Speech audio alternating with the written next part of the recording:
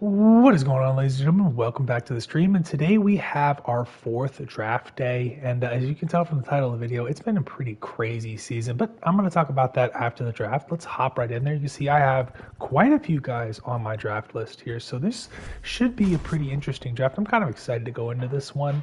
I think I finally figured out how to approach the draft system. So let's see the first couple picks on the board here. And number one overall is going to be to the Pittsburgh Pirates, Cedric Shell. He is a third baseman. I think I might have had this guy on my list of guys I wanted to possibly draft. So that was interesting. That looks like it might have been a reach. I did not have him very high on my board, and he was not very high on the MLB board. Interesting. We'll have to look back when the picks come out and we can see all the overalls. Number two overall is going to be Damian Billings, not a guy I drafted or scouted. He was actually a 34th overall ranked prospect as well. So interesting. Looks like a couple of reaches early. And then the Nationals go with the bearded goat Anderson, Richie Anderson, the second baseman. He also wasn't even in the top 10, so that's kind of interesting. So let's go take a look at the prospects. There was a couple of guys. So I did find a gem of a first baseman. I don't think I want to take him here, but I think I'm going to take him with my second pick. Maybe I will take him here. I'll just have to see how everything kind of shakes out. Who else is pretty high here? Cesar Cortez. I think the pitcher I really liked got taken. Chris Vina. I went after first base, shortstop, and third base pretty hard. That's where I felt like I needed a little bit of depth in my roster. Okay. Peter Diaz. Okay. So I think I wish I could go over and look at these guys. DeAndre Jones was the pitcher I really liked. Although I don't need any more pitchers, but you see his strikeouts per nine are crazy. So that was a guy I really liked. Batista, not too much. Hernandez, not too much. So yeah. Really, it was Jones who I was looking to possibly fall to me, but he did not. So let's see who we got available. Let's go look at scouted players. Okay, let's look at the hitters instead. So I know David Scott's really good. He might be who I go with here. I wish he would have been fully scouted because I'm worried about him not being elite overall. But he does end up sixth on our draft board, so that does tell me he could be very good. He also could play third base too, so that's interesting. Athleticism's not crazy, but all right. What about third baseman? I didn't think the third basemen were too good in this draft. The shortstops, I found a couple of them that would be good to draft, maybe with that competitive balance round pick. So 73 to 89, 72 to 90. Still looks like. So it looks like the best guy is very clearly, in terms of the hitters, that first baseman. So let's look at the pitchers here. I really wanted to draft a lefty because that's what I needed in my lineup or in my rotation going forward. I think this is one of the lefties I liked quite a bit, but he doesn't throw very hard. Did one of the lefties I like get drafted? Because I feel like one of them is missing. I think it was Eric Hernandez. Yeah, I think it was Eric Hernandez. Damn, because I really liked him. I probably would have considered taking him. One of these two picks I have coming up here. Also, not a bad guy here either. So, unfortunately, a couple of guys I really wanted are gone already. As far as these pitchers go, probably all of them are righties, and I don't really need any more righty pitching depth. So I guess I will go for that first baseman. Could be pretty good. I like his overall makeup. He's a switch hitter, so let's go for him and hope he is really good. All right, he's going to be demanding quite a bit of money, so my guess is he ends up being pretty good. All right, let's go to our next pick. It's going to be competitive balance. Let's see what of those shortstops are still available. So,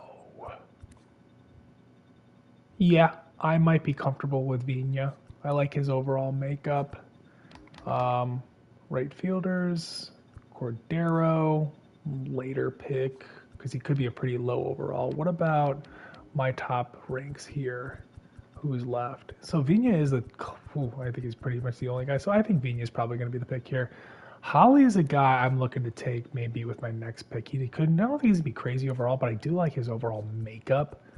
So Holly or Turner probably coming back with that next pick I have. So let's take Vina.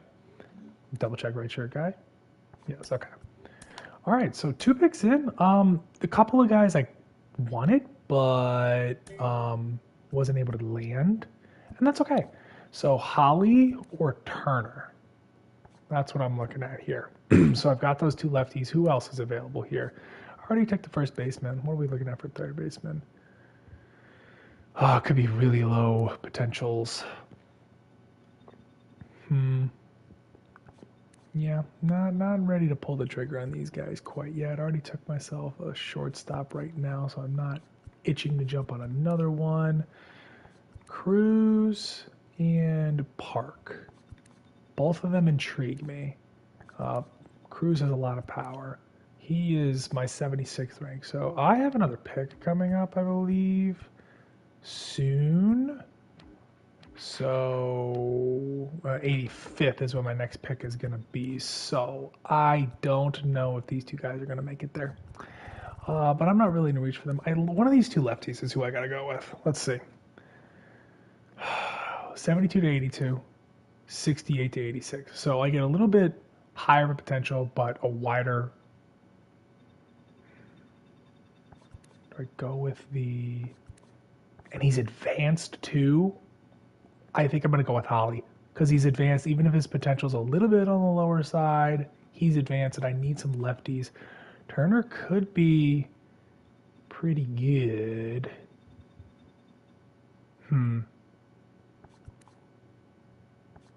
Okay, I'm going to go with Holly. Maybe Turner will be there next time around. Let's see. All right, Cinder Royals next pick. All right, so yeah. Holly wasn't, so the pitcher wasn't there. The 2 right fielders are also gone. So that's unfortunate. Let's see. Might be time to swing for somebody.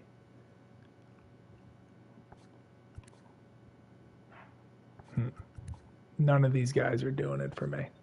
So let's go take a look at who is still available. All right, so right fielders. Let's see what third basemen are available. Oh, so it's these 2 guys are my top ones. What about Gann? You know what? I might just do it and see what happens. I might say screw it. I could wait on him though. Let me put him on my draft queue. He looks intriguing enough to take a swing on. Both of these guys, I wouldn't even take a chance. I'd rather take a chance on Gann, not knowing anything about him. Barry North. Yeah, okay. I didn't look at the left fielders at all, so what is this kid here?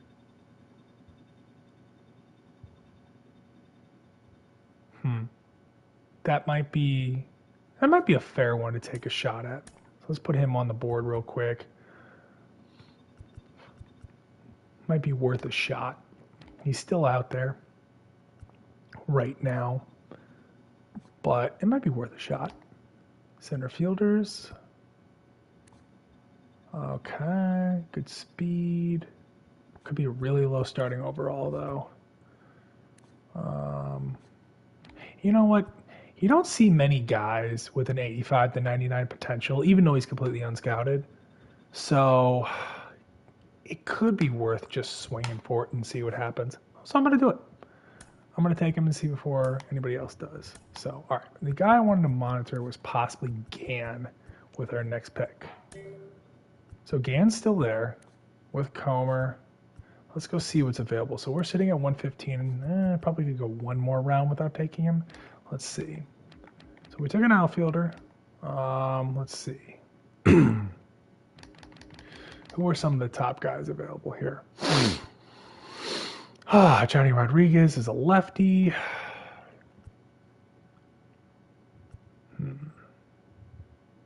Could also also go with relievers. That's not a bad idea. Yeah, who's in there for relievers? Let's take a look. Looking for some smoke. Okay, Jamal Stout. Okay. Vincent Kim, put him on the queue. Freddie Franco. It's another guy that interests me. Fortune. Okay. What about any lefties? Oh, only 2 pitchers left in general right now. So, ooh, could have really good potential, but the problem is his overall could be very bad. Let me put him on the board. I don't think I want to take him, but let's see. Catchers I feel pretty good with. We took 2 of them in last draft. Let's see, first baseman we drafted. We talked about third base. Center fielders? Anybody? Okay. I think I'm going to take from one of these guys here. There's 2 relievers. So I think I might just take a swing on Gann now. Okay. So Alexis Perez is still around. Everybody else I liked is gone. Interesting. Plays catcher and left field. 61 to 86. Could be really low overall. I'm okay. I'm going to pass on that. Okay. So what are we looking at for guys who could still be available? We took a couple center fielders in the last couple drafts. I'm not dying to take another one here. It's a pretty weak center field class anyway, so I'm kind of glad I didn't need one. Oh, I'm still looking at center fielders. I'm like, why am I only seeing center fielders? Bill Walker. Okay. Sees anybody else high potential? Matsui. Okay, you know what? Screw it. It could be a really low overall. Screw it. Maybe Matsui. Let's go put that catcher on the thing too, because wouldn't hurt to have him on there. Okay. Enrique Ramos.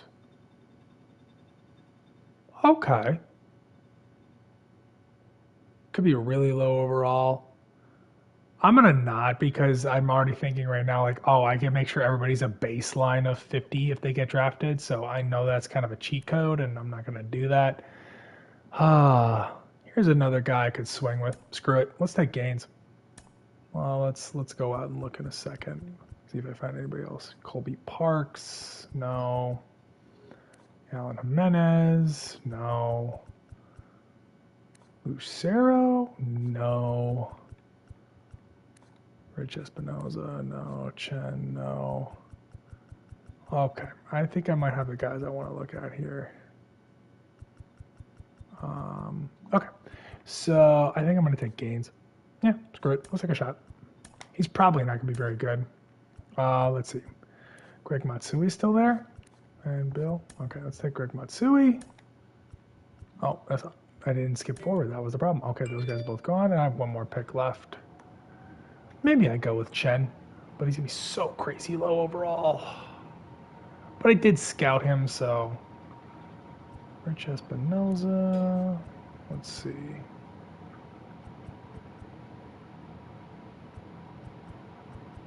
Looking for guys who have like at least a decent starting overall.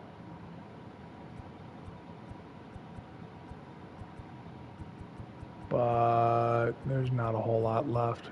So, okay, you know what? I'm just going to take Philip Chen, call it a day. Because I don't know. We'll see. All right, so that is going to be it. In the end, I think I'm pretty happy with a couple of the picks we got. David Scott, I think is going to be a stud. Looking at his overall makeup. Chris Vina, I was also pretty happy to get. And then Holly, I don't think his potential is going to be like super great, but I like that he's going to be an advanced lefty. I like some of his numbers, so this will be a nice little get for us. And then from there on out, we just started to kind of swing for guys. I like Alexi Valdez as a swing. We'll see what happens with him. Trent Gann was also interesting. And then the last 2 picks were just kind of like, whatever. We'll see what happens. So, all right, let's get out of here. and go talk about how crazy this season has been. So you see that we are 45 and 44 right now. We were as much as 12 games over 500, but this season's been crazy all over the place. So just take a quick look at the standings. See, one game out of the AL Central, pretty tight race all around, and then a half game out of the third wildcard spot, but we are also behind the Blue Jays as well. And the reason why this season's been so crazy is the injuries have just piled up. So you see with the current state of the injuries list right now, Drew Waters is here. He's actually been on here twice. He's not had a very good year, so I'm a little bit worried about him. I don't know what's going on. Oswald Peraza was actually having a very good start to his season. I think those numbers are pretty good for what he brings to the table, but he's been here for most of the season, although he is working his way back. You see Jordan Nwogu was on here. He was having a pretty good season at AAA, looking for a possible call-up. Juan Silva, he got hurt. He's here, so that was our draft pick from last year.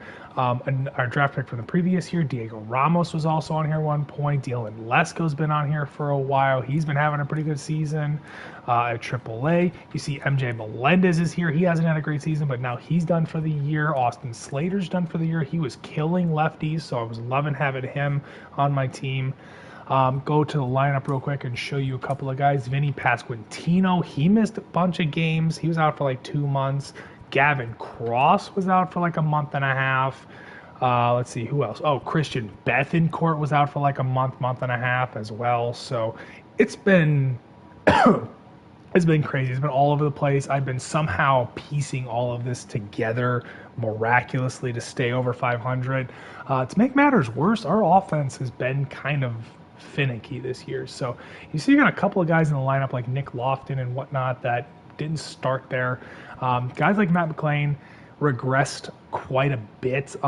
He's picked it up of late. I've been leaving him in the lineup against lefties, and he's been hitting lefties pretty well. You see the +3 of the contact, but he's been struggling against righties, which is why his numbers are not ideal. I think he's hitting under the Mendoza line against righties, so that's not great.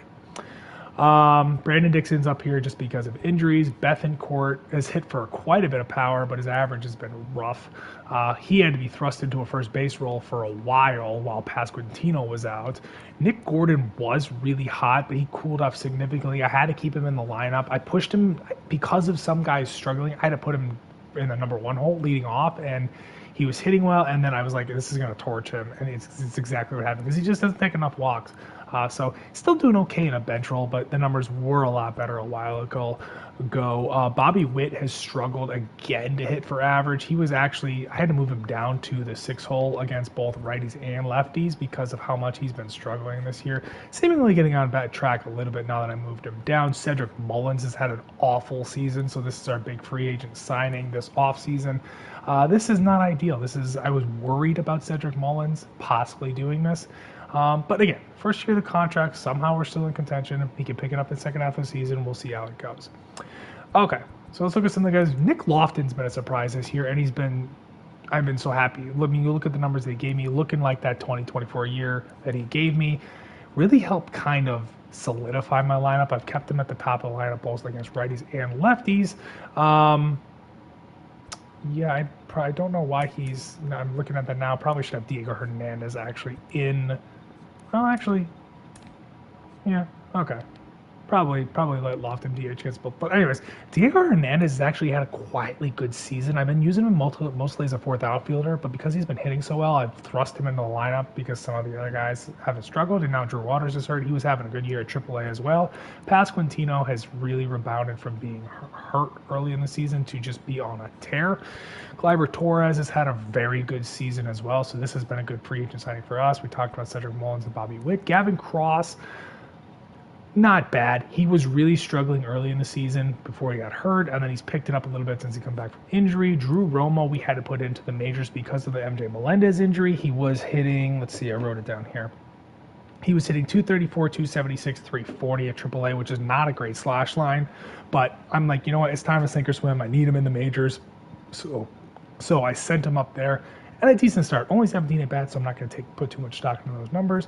Jackson Merrill, we had to call up because of the Oswald Peraza injury. He was killing it at AAA, slashing 317, 335, and 466. He got off to a scorching hot start in the majors, but he has significantly cooled off. The ISO and the walk rate, and the walk rate's not high enough. I want to see that near 8, but the ISO is okay, so I can take that. He's still not quite ready, but again, I kind of force my hand and just kind of throw him in here and see what happens. So, Oswald Peraza is on his way back, and after that happens, I'll probably send Jackson Merrill back down because he needs consistent playing time. But yeah, we'll go from there. And then we talked a little bit about the guys on the bench here, so nothing more to talk about. The pitching rotation, we talked about DL Hall not pitching very well in the majors, but he did not pitch very well briefly in the minors. But I eventually moved him into a setup role, and then I converted him to a relief pitcher full time because he was actually killing it as a starting pitcher in like the setup role. And I'm like, all right, it's time to convert him full time. And since then, he's really kind of taken off. So I might try to get him back into the majors at some point as a lefty reliever. But talking about the rotation, Walker Buehler, he's cold right now, but he's had a great season. Tyler Mahle's had a great season. Brady Singer struggled to start the year, but he is significantly heated up as the season has gone on. So that's good for us. Noah Cameron has held his own. Not just that, like he's been very good. The strikeout numbers leave a lot to be desired. He's under 7 per 9. But everything else is great, and his FIP and his component ERA back it up. So this is really good. I didn't expect this, but we really needed a lefty, and he's been good. Taj Bradley was hot to start the year. Then he significantly cooled off, but he's still only just north of that 4 ERA, and the FIP and the component ERA are rock solid. See, the walks and the home runs per 9 are pretty good. And his hits per 9 are actually not that bad. So I think he's in good shape for the long run. Bullpen was really struggling. Hayden Younger was over 6 with the ERA. Nick Nastrini was over 8 with the ERA. Now these guys are only throwing 12 innings and whatnot, but I'm like, these guys need some more seasoning down here. Perlander Baroa was at 20. He was over 6.5. He's actually lost potential to wow. I just noticed that he lost that potential. He's been really bad. Oh, great. Love that. But anyways, I brought up Dylan Coleman. He's helped shore up the bullpen a little bit. Wow, 20 strikeouts in 12 innings, so really good FIP. Jackson Kowar, don't pay too much attention. He did just have a blow-up outing in his last outing, but overall he's been pretty good. Albert Abreu, one of the guys we brought in for depth, he's been pretty good as well, although the FIP is not great. Angel Zerpas continue to be a really just strong bullpen piece for us. Josiah Gray, he might end up DFA'd. He was like under 2 with his ERA, but his FIP was like over 6. And I was like, oh, this is not good. And sure enough, he's exploded. Although his FIP is lower than I expected. So we'll see. We called up Beck Way, who's having a good season at AAA in the bullpen. You know, I'm hesitating moving him to a full-time bullpen role because I think he could be a starter for us, but he's really pitched great in a bullpen role. I might have to just commit him to it. We'll see how he pitches going on. If he keeps pitching well, I might just keep him there. Asa Lacy's continue to be outstanding for us. I love him. He's in the setup role. Ryan Stanek hasn't had one of his better years. This is kind of coming out of nowhere. He's not that old, so I didn't think regression would hit him so hard, but yeah, he's been kind of trouble. See, he's blowing 6 saves, so I might have to consider moving him out of the closer's role. So the bullpen for us and our lineup have been kind of killing us, but somehow the pitching rotation starters have been keeping us in stuff to this point. Okay, so this video is going quite a while. Let's try to wrap it up here. So Otto Lopez was a depth guy. Just wanted to mention him because he's having such a hot year at AAA. Jose Salas, not bad. The power could be a little bit better, and so could the average, but the on-base percentage is good, so that's not bad there. Gabriel Gonzalez has had a rough season at AAA.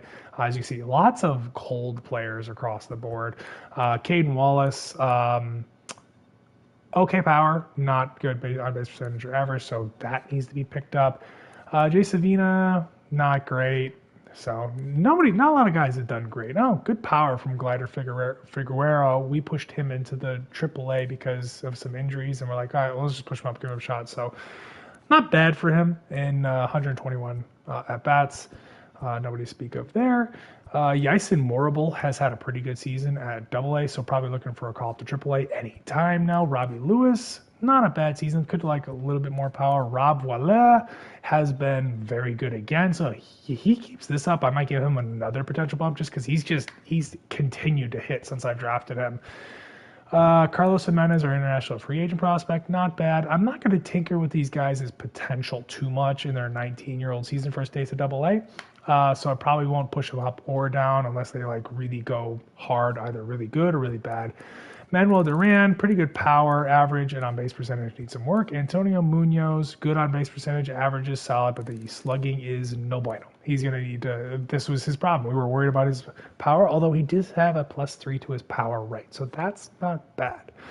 Diego Ramos, not bad. He's not a big power guy, but I'd like to see a little bit more than a 50 ISO out of him. But pretty good season, good average, good on base percentage. Moises Drotar, a guy we drafted last year, he's having a pretty good first cup of coffee in Double A. And then that's all I wanted to talk about there. Let's go to AAA. Tink Hence was really cold for a large part of the season, but he's starting to heat up, which could be good because I would like to try to maybe push him into the bullpen at some point this year. Ethan Small was a depth guy for us as a lefty starter, but I haven't needed him because Noah Cameron's really kind of shored up that position.